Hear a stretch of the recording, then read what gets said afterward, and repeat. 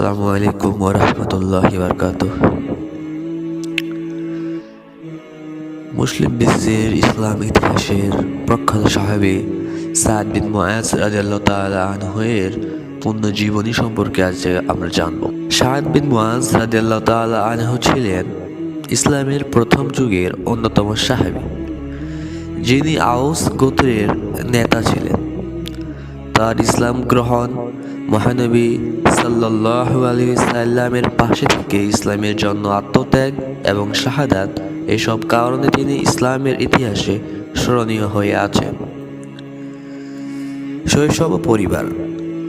সাদ বিন মুআজ রাদিয়াল্লাহু তাআলা আনহু ইয়াসরিবের বর্তমান মদিনা এক সম্ভ্রান্ত পরিবারে জন্মগ্রহণ করেন। তার গোত্র আউস ছিল মদিনার অন্যতম প্রধান গোত্রগুলোর একটি। তার বাবার নাম মুআজ এবং মায়ের নাম কবসা বিনতে রাফে। তিনি ছোটবেলা থেকেই বুদ্ধিমান, বিচক্ষণ এবং সাহসী ছিলেন।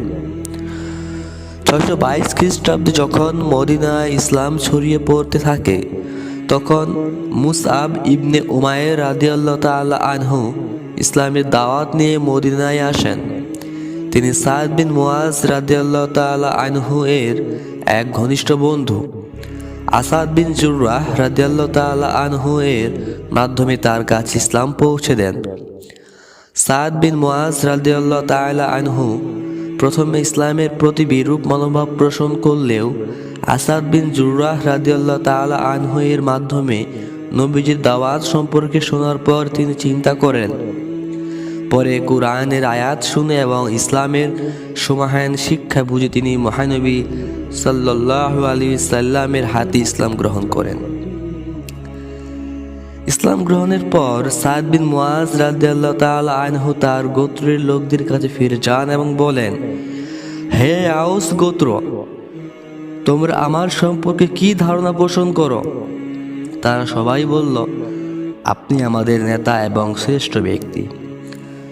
তখন সাদ বিন মুআজ রাদিয়াল্লাহু তাআলা আনহু বললেন, আমি ইসলাম গ্রহণ করেছি এবং তোমাদেরকেও ইসলাম গ্রহণের আহ্বান জানাচ্ছি। যদি তোমরা আমাকে সত্যিকারের নেতা মনে করো, তবে এই ধর্ম গ্রহণ করো। সাদ রাদিয়াল্লাহু তাআলা আনহু এর কথায় পুরো আউস গোত্র একসঙ্গে ইসলাম গ্রহণ করে। এটি ছিল ইসলামের ইতিহাসে এক বিরল ঘটনা, যেখানে একজন নেতার আহ্বানে পুরো গোত্র ইসলাম গ্রহণ করে। বদর যুদ্ধের আগে নবীজি সাল্লাল্লাহু আলাইহি সাল্লাম সাহাবীদের সঙ্গে পরামর্শ করেন। তখন সাদ বিন মুআজ রাদিয়াল্লাহু তাআলা আনহু বলেন, হে আল্লাহর রাসূল, আপনি আমাদের যা আদেশ করবেন আমরা তাই করব। আল্লাহর কসম, আপনি যদি আমাকে বা আমাদের সমুদ্রে ঝাঁপ দিতে বলেন, তবে আমরা তাই করব। আমরা আপনাকে মুসা আলাইহিস সালামের সম্প্রদায়ের মতো বলবো না। তারা বলেছিল, তুমি ও তোমার রব গিয়ে যুদ্ধ করো, বরং আমরা বলবো, আপনি ও আপনার রব যুদ্ধে যান, আমরাও আপনার সঙ্গে থাকব। সাদ রাদিয়াল্লাহু তাআলা আনহু এর এই ভাষণ নবীজি সাল্লাল্লাহু আলাইহি সাল্লামকে খুব খুশি করেছিল। বদর যুদ্ধে মুসলমানরা বিজয়ী হলে সাদ বিন মুআজ রাদিয়াল্লাহু তাআলা আনহু ইসলামের জন্য নতুন আশার আলো দেখেন এবং আরও উৎসাহিত হন। উহুদ যুদ্ধে সাদ রাদিয়াল্লাহু তাআলা আনহু অত্যন্ত বীরত্বের সঙ্গে যুদ্ধ করেন। যদিও মুসলমানরা কষ্টদায়ক পরিস্থিতির মুখোমুখি হয়, তবুও তিনি রাসূলুল্লাহ সাল্লাল্লাহু আলাইহি সাল্লামের পাশে থেকে লড়াই চালিয়ে যান। খন্দক যুদ্ধ অর্থাৎ আহজাব যুদ্ধে মদিনার ইহুদি গোত্র বনি কুরাইজা বিশ্বাসঘাতকতা করে মুশরিকদের পক্ষে চলে যায়। এই যুদ্ধে এক ইহুদি তীরন্দাজের ছেঁড়া তীরে সাদ রাদিয়াল্লাহু তাআলা গুরুতর আহত হন। তিনি তখন বলেছিলেন, হে আল্লাহ, যদি আরও একবার আমাকে কুরাইজা গোত্রের সঙ্গে লড়াইয়ের সুযোগ দাও, তবে আমি তাদের বিরুদ্ধে ন্যায় বিচার প্রতিষ্ঠা করব। খন্দক যুদ্ধের পর বনি কুরাইজা গোত্রের সঙ্গে আলোচনা হয় এবং তাদের শাস্তি নির্ধারণের দায়িত্ব সাদ বিন মুআজ রাদিয়াল্লাহু তাআলা আনহু এর হাতে দেওয়া হয়। তিনি তাওরাত ও কুরআনের বিধান অনুসারে রায় দেন যে যারা বিশ্বাসঘাতকতা করেছে তাদের মৃত্যুদণ্ড দেওয়া হবে, নারীদের বন্দী করা হবে এবং শিশুদের দাসত্বে রাখা হবে। রাসূলুল্লাহ সাল্লাল্লাহু আলাইহি সাল্লাম বলেন, সাদ রাদিয়াল্লাহু তাআলা আনহু এমন এক রায় দিয়েছেন যা আল্লাহর ফয়সালার সঙ্গে মিল রেখে দেওয়া হয়েছে। সাদ বিন মুআজ রাদিয়াল্লাহু তাআলা আনহু আহত হওয়ার পর তার ক্ষত আরও গুরুতর হয়ে ওঠে। অবশ্যই তিনি শহীদ হন। ইন্না লিল্লাহি ওয়া ইন্না ইলাইহি রাজিউন। তার জানাজায় ফেরেশতাদের অংশগ্রহণ।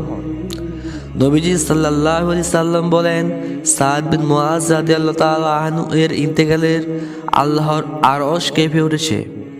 ফেরেশতারা তার জানাজায় অংশগ্রহণ করে। জানাজার পর নবীজি সাল্লাল্লাহু আলাইহি সাল্লাম বলেন, সাদের জন্য জান্নাতের দরজা খুলে দেওয়া হয়েছে। তাহলে আমরা সাদ বিন মুআজ রাদিয়াল্লাহু তাআলা আনহু এর জীবনী থেকে কি বুঝতে পারলাম? গুরুত্ব ও ফজিলত। 1. নেতৃত্বের গুণাবলী। তিনি ছিলেন সাহসী, দৃঢ়চিত্ত এবং বিচক্ষণ নেতা। 2. আল্লাহ ও রাসূলের প্রতি ভালোবাসা। ইসলাম গ্রহণের পর তিনি নিজের গোত্রকেও ইসলামের দিকে আহ্বান করেন। আল্লাহর ফয়সালার সঙ্গে তার ফয়সালার মিল। নবীজি সাল্লাল্লাহু আলাইহি সাল্লাম বলেন, তার ফয়সালা ছিল আল্লাহর ফয়সালার সঙ্গে এক ও অভিন্ন। ফেরেশতাদের সম্মান। ফেরেশতারা তার জানাজায় অংশ নেয় এবং তার মৃত্যুতে আরশ কেঁপে ওঠে। উপসংহারে বলতে পারি, সাদ বিন মুআজ রাদিয়াল্লাহু তাআলা আনহু ছিলেন ইসলামের জন্য নিবেদিত প্রাণ এক সাহাবী, যিনি তার জীবনের শেষ মুহূর্ত পর্যন্ত ইসলামের জন্য সংগ্রাম করেছেন। তার জীবন আমাদের জন্য একটি বড় অনুপ্রেরণা। আল্লাহ তাকে জান্নাতুল ফিরদাউসের উচ্চ মর্যাদা দান করুন।